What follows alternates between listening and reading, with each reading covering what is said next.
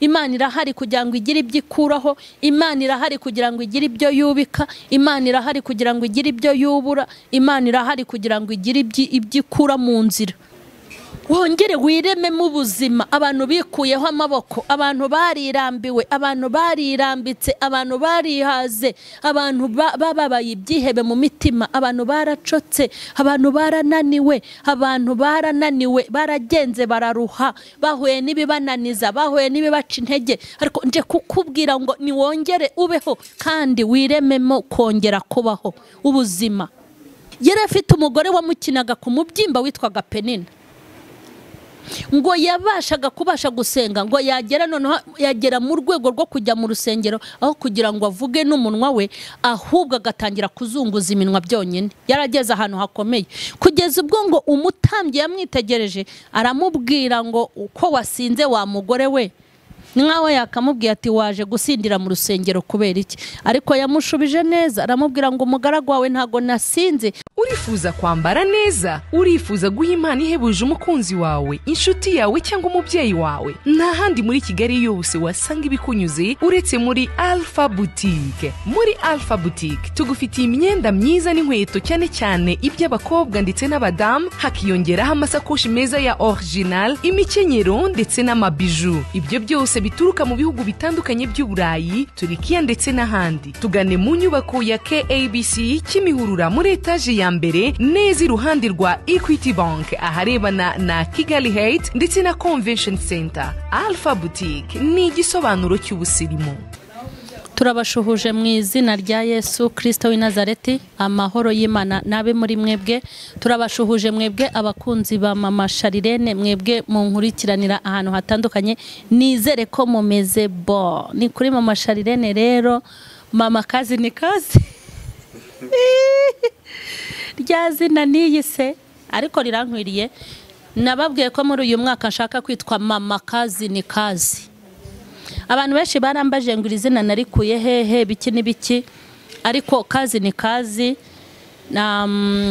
ni izina ryiza ry'umuntu wese ushaka gutera imbere no gukora. Tugomba kuba ba kazi ni kazi, tugakora tutarobanuye akazi tugomba gukora kugira ngo dutere imbere kandi twaguke.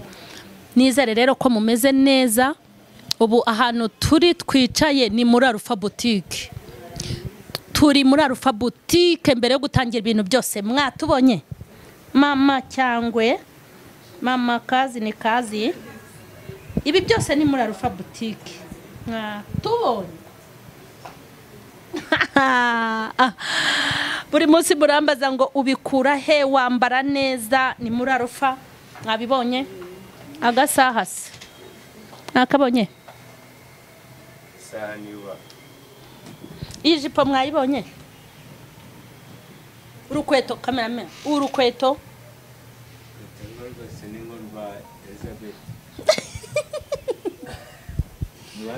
iyi myenda ni sharia, ni imyenda yiyubashye, ni imyenda isa neza kandi ni imyenda myiza. Nta handi rero wabikura ni muri Alpha Boutique. Niyo yanyambitse. Mwabonye ko hari akana gasengeri, mwakabonye. Iyi jipo nayo kamerama, imyenda nutayerekana. Iyi jipo nayo mwayibonye, mwayibonye ijipo, mwabibonye. Yego ni muri Alpha Boutique. Twabasuye noneho mureke mbabwire, twaje no kuhicara, twaje no kuhakorera ikiganiro. Ubu muzi ko nicaye muri Alpha, ariko reka nkubwire, muri Alpha Boutique igisobanuro cyo kwambara neza, igisobanuro cy'icyangwe, igisobanuro cy'ubwiza. Mutugane rero muri Alpha Boutique. Hari ibintu byinshi, imyenda yo kwambara. Mbese turaza kubaha video ibereka ibintu byose biri muri Alpha Boutique. Hanyuma murabizi yuko Mama Sharirene abafitiye apartment, kugura no kugurisha ibibanza, kugura no kugurisha imodoka, abantu bashaka maison de passage, abantu bafite imitungo mu gihugu cy'u Rwanda baba diaspora bakeneye umuntu umanaginga ibintu byabo. Nababwiye ko ibintu bigeze mu biganza bya Mama Sharirene n'ibiganza byera. Ngewe nta shitani ngira, ndabikubwiza ukuri. Nta kintu cyagera mu biganza byanjye ngo usigarane ubwoba. Mwese rero tubafitiye service nziza kuri Mama Sharirene. Muri aka kanya rero ndashaka kubwira abantu ngo bishakemo icyizere cyo kongera kubaho. Ngenda mbagezaho ubutumwa butandukanye. Hari ibyo nkura mu bitekerezo byanjye, hari ibyo nkura mu bitekerezo by'abandi, hari ibyo nkura mu bintu abantu baba bahuye nabyo. Ndashaka kubagira inama yo kwiremamo icyizere cyo kongera kubaho. Abantu benshi bamaze igihe bampamagara, ukumva umuntu ari marariro, ukumva umuntu yikuyeho amaboko. Hari n'umuntu wampamagaye ambwira ngo yaragiye kwiyahura. Birashoboka ko wari uwampamagaye, birashoboka ko nawe hari uwaguhamagaye, birashoboka ko nkurikiranye ufite iyo gahunda, wumva ikubaho kwawe birutwa no gupfa, wumva ko ubuzima bwawe bwahagaze cyangwa buhagaze utazongera kubaho. Ariko narinje kuguha message muri iki gitondo nkubwira ngo wongere ureme kongera kubaho, ni wongere ubeho. Kongera kubaho birashoboka. Guhindurirwa ubuzima n'Imana birashoboka. Guhindurirwa amateka n'Imana birashoboka. Gutezwa imbere n'Imana birashoboka. Kugukura ku cyavu ikakwicaranya n'abakomeye birashoboka.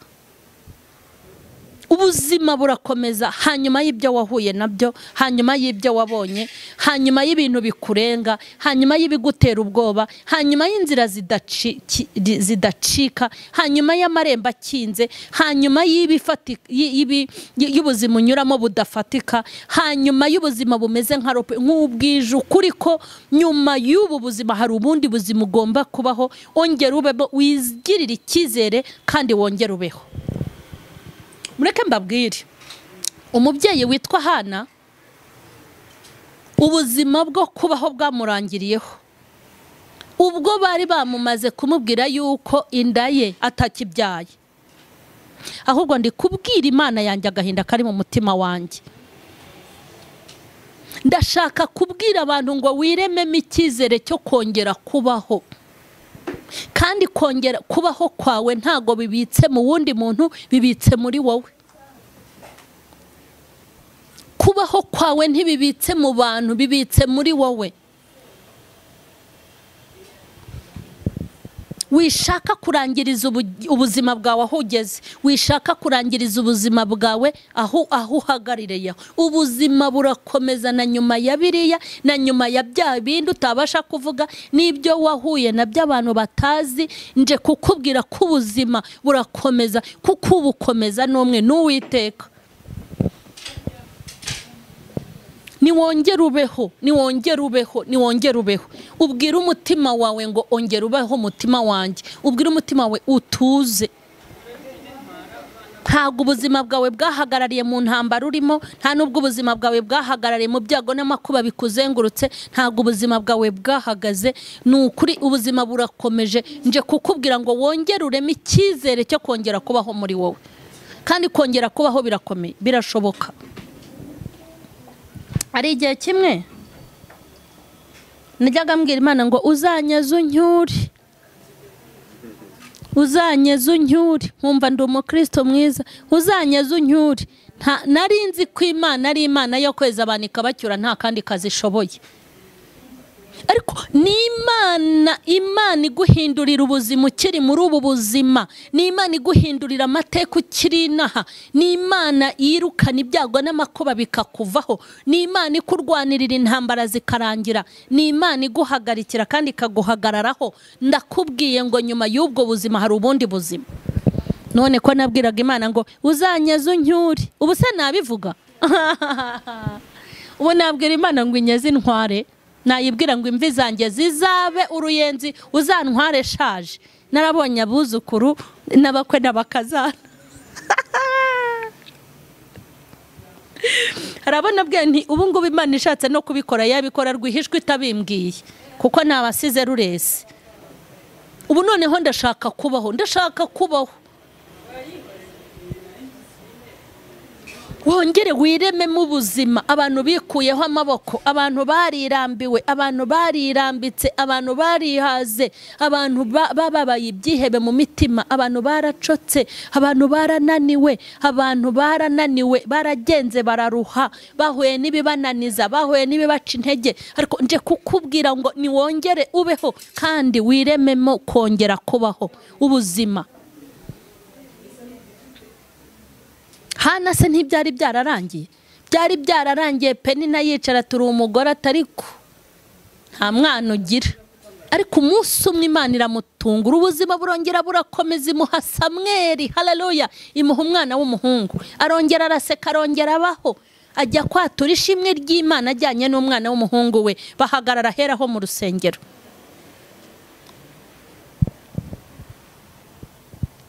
Kuri Yobu se ntago byari byararangiye? Byari byararangiye igihe yapfushaga abana 10.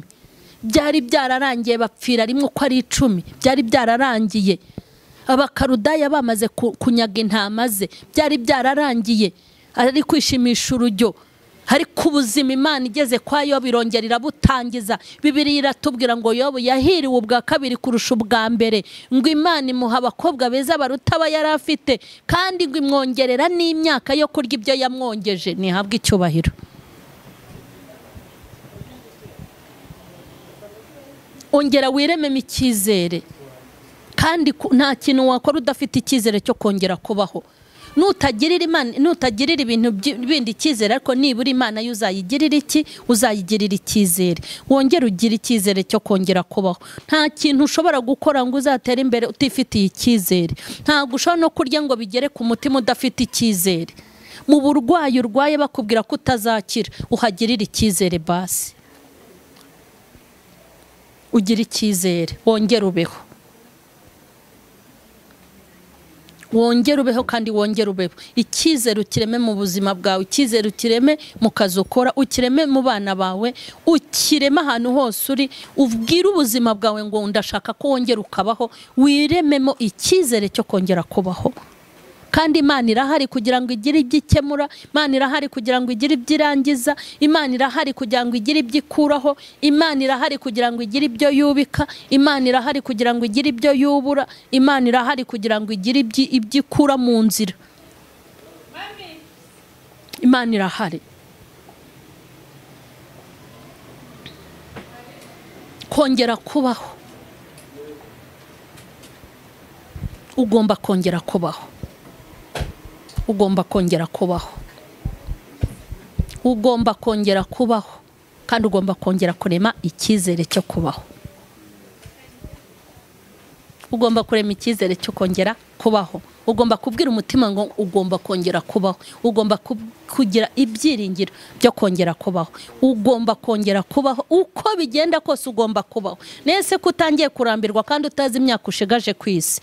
Nimba ufite imyaka 20 yo kongera kubaho, uzabaho urwaye toroma? Ugomba kuyibama ariko uyifitiye n'iki? N'icyizere. Ukongera ukaho, ukongera ugakomera, ukongera ugatera imbere, bikagenda neza.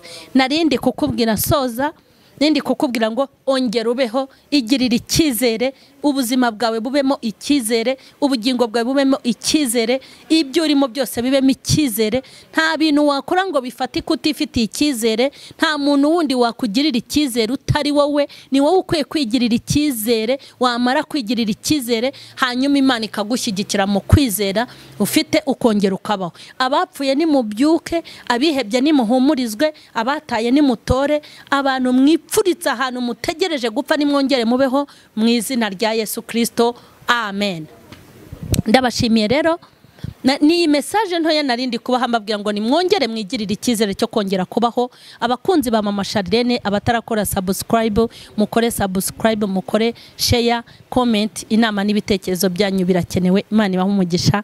Amen. urifuza kwambara neza, urifuza guha impano ihebuje umukunzi wawe, inshuti yawe cyangwa umubyeyi wawe, nta handi muri Kigali yose wasanga ibikunyuze uretse muri Alpha Boutique. Muri Alpha Boutique tugufitiye imyenda myiza n'inkweto cyane cyane iby'abakobwa ndetse n'abadamu, hakiyongeraho amasakoshi meza ya original, imikenyero ndetse n'amabiju. Ibyo byose bituruka mu bihugu bitandukanye by'Uburayi, Turikiya ndetse n'ahandi. Tugane mu nyubako ya KABC Kimihurura muri etaje ya mbere neza iruhande rwa Equity Bank aharebana na Kigali Heights ndetse na Convention Center. Alpha Boutique ni igisobanuro cy'ubusirimu.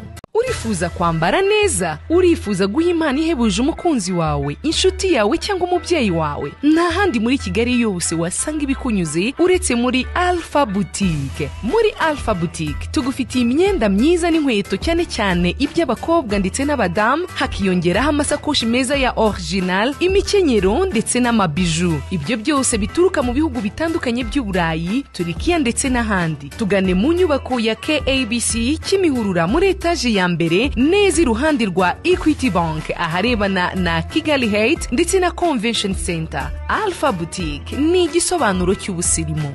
Urifuza kwambara neza, urifuza guha impano ihebuje umukunzi wawe, inshuti yawe cyangwa umubyeyi wawe, nta handi muri Kigali yose wasanga ibikunyuze uretse muri Alpha Boutique. Muri Alpha Boutique tugufitiye imyenda myiza n'inkweto cyane cyane iby'abakobwa ndetse n'abadamu, hakiyongeraho amasakoshi meza ya original, imikenyero ndetse n'amabiju. Ibyo byose bituruka mu bihugu bitandukanye by'Uburayi, Turikiya ndetse n'ahandi. Tugane mu nyubako ya KABC Kimihurura muri etaje ya mbere neza iruhande rwa Equity Bank aharebana na Kigali Heights ndetse na Convention Center. Alpha Boutique ni igisobanuro cy'ubusirimu.